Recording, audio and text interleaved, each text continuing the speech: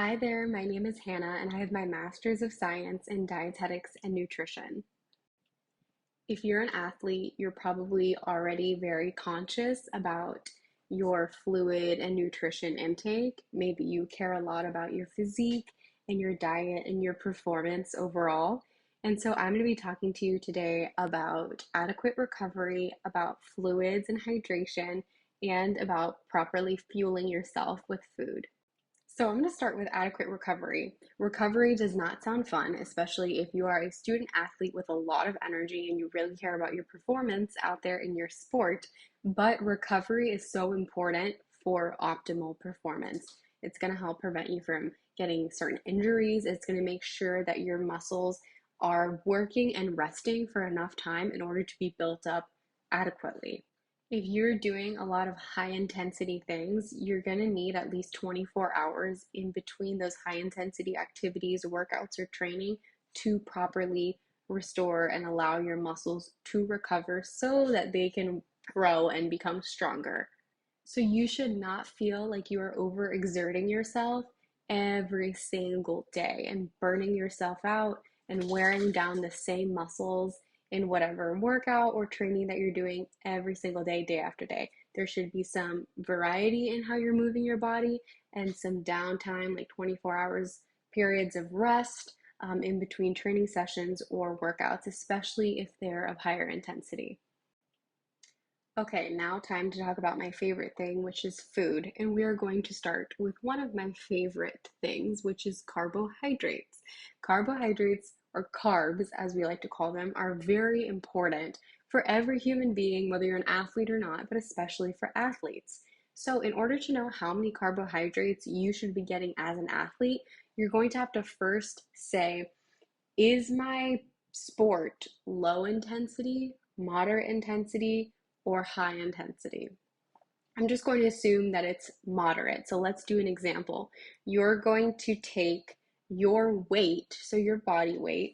Let's come up with a hypothetical person who weighs, let's say, 145 pounds.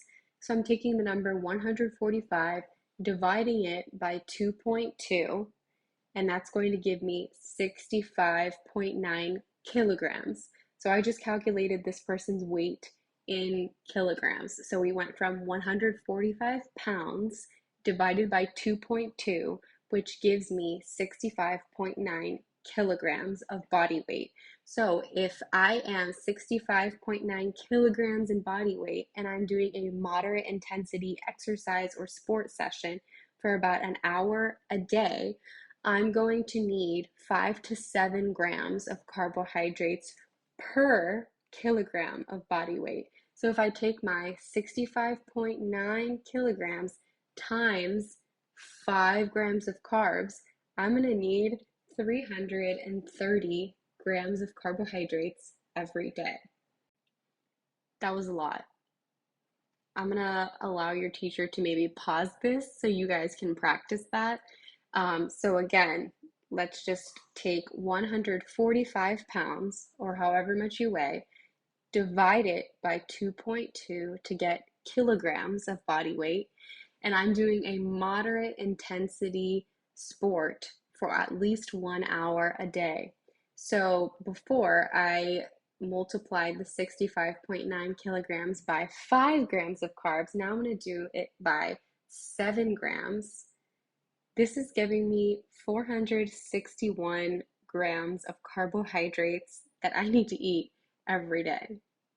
So you can do a little fun math with that, calculating how many grams of carbohydrates you need. And next time you go to the store, you can look at the back of, like, let's say a loaf of bread, and you can see how many grams of carbohydrates is like one slice of bread or two slices of bread. And there are other things also that are carbohydrates. You think of grains most commonly. Some fruits also contribute to our carbohydrate intake. So you can have some fun and be a carbohydrate detective at the store. Once you do the little calculation with your body weight and see how many grams of carbs you need to ideally play and perform in your sport. So for moderate intensity, it's 5 to 7 grams of carbohydrates per kilogram of body weight per day. For high intensity, which is like about 1 to 3 hours a day of training, performing, playing. That's going to be 6 to 10 grams of carbohydrates per kilogram of body weight per day. Who knew nutrition involved math? I know, I didn't know that when I signed up for it. Now, I'm not telling you to go to the store and eat an entire loaf of bread. There are many different sources of carbohydrates, and I would encourage you to explore them and see which ones are your favorite, and to also include variety. Just like we're including variety with our movement, we're not doing the same super high intensity thing every single day. We want to have variety with our food to the best of our abilities. To give you some examples of different foods and how many carbs they are, approximately how many grams of carbs they are, like a medium apple is about 21 grams of carbohydrates. A single medium banana is about 25 to 30 grams of carbs. Those are great snacks. Like I did mention, fruits also contribute to carbs. The Nature Valley granola bars are like 30 grams of carbohydrates, as well as a lot of the Cliff bars. I don't know if you guys have seen those in the store. They're like snack bars, granola bars, protein bars, things like that. 1 ounce of the mini pretzels, you can get like the mini pretzel bags. Those are about 23 grams of carbohydrates per like a 1 ounce, or 18 mini pretzels. So it all adds up. And like I said, you don't have to go to the store and eat an entire loaf of bread. You can spread it out throughout your day and have lots of different things to make sure you're getting enough carbohydrates.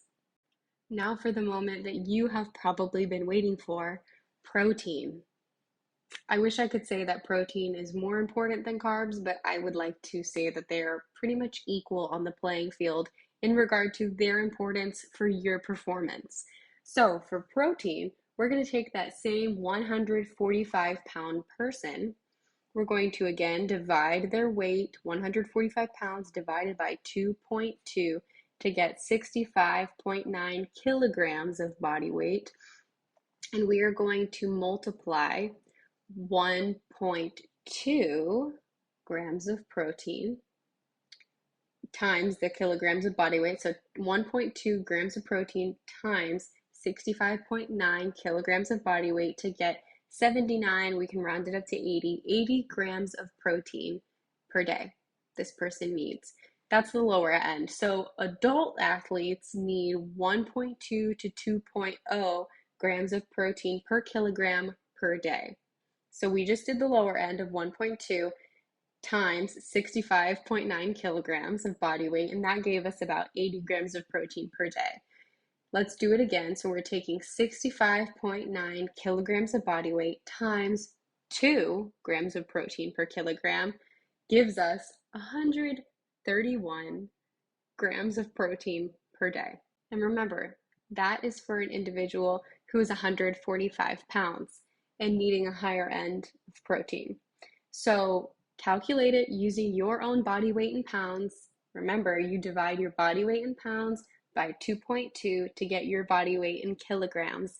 Then you multiply that by either 1.2 or 2.0 to get your range of protein needs per day. The average recommendation for daily protein intake for 12 to 19-year-olds in the United States are 95 grams of protein per day for males and 62 grams of protein per day for females.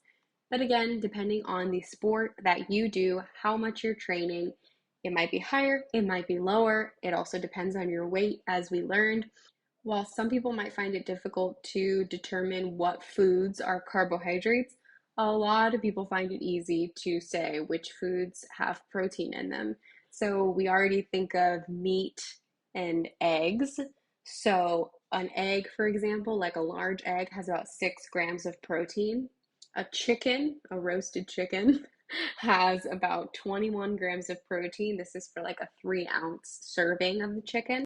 A 3-ounce hamburger, you want to make sure it's lean, also has about 24 grams of protein in it. And did you know that peanut butter also has protein? So nuts and nut butters have protein. 2 tablespoons of peanut butter has 10 grams of protein. So if your parent says, would you like a peanut butter and jelly sandwich? You can be like, yes, extra peanut butter, please. Another protein source are beans. So, like black beans, for example, half a cup of them has 8 grams of protein. Other protein sources include lentils, hummus, even pasta. 1 cup of cooked pasta has about 7 grams of protein. So imagine, we also know pasta has carbs, you're building your meal, and suddenly all the components are coming together very beautifully to make sure that you can perform well and are fueled adequately for your sport. Now let's move on to hydration. It is hot. We are in Miami. It is very toasty out there. So I step outside and I start sweating. And if you pair that with strenuous activity, maybe you're also a very sweaty person naturally. If you're losing a lot of sweat, guess what? You're losing a lot of fluid and you need to replenish that by drinking fluids. Rule of thumb is if you're thirsty, you're already a little bit dehydrated.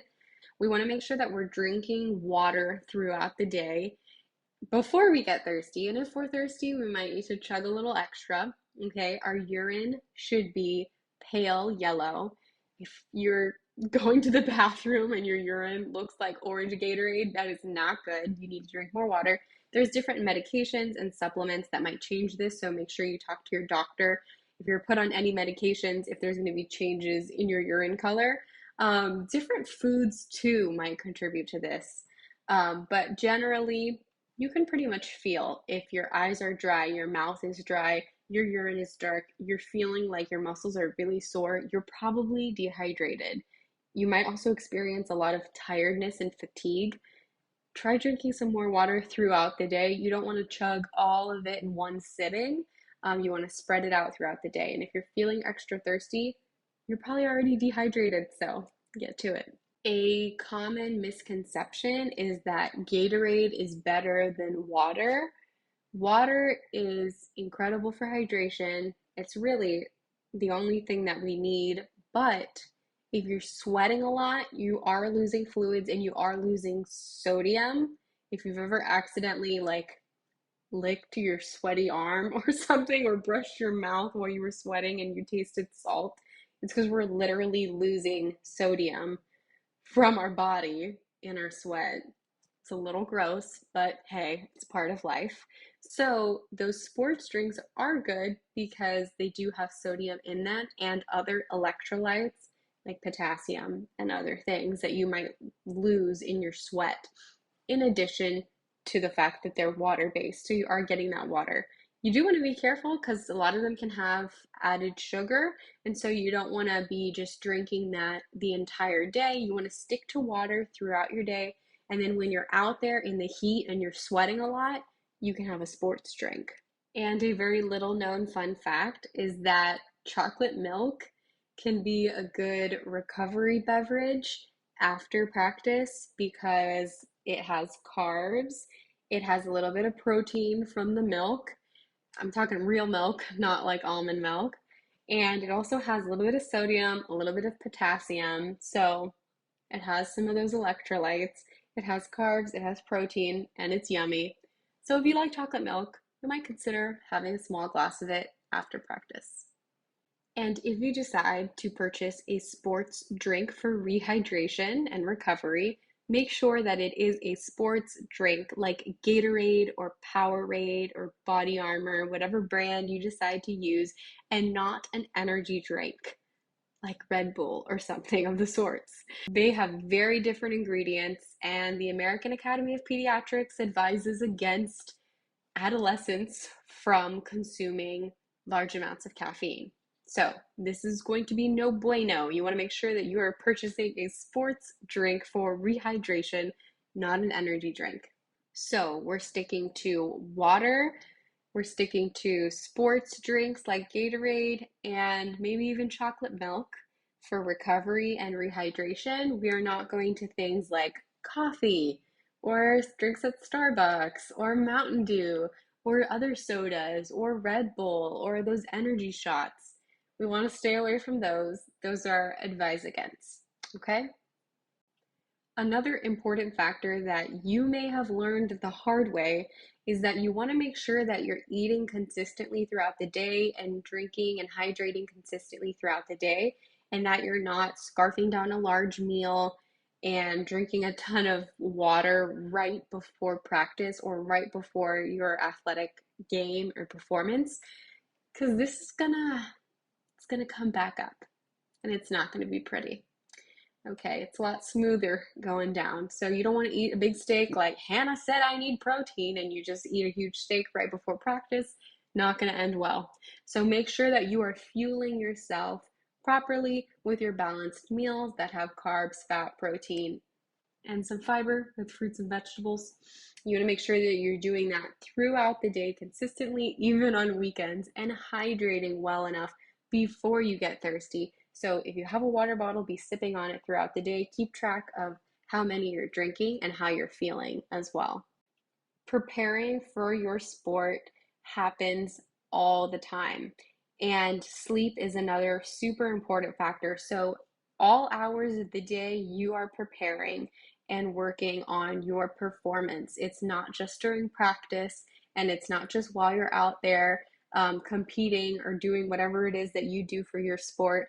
You are always preparing, and so you want to make sure that you are hydrating well, you're eating adequately, and you're sleeping well as well. Thank you so much for listening. My name is Hannah.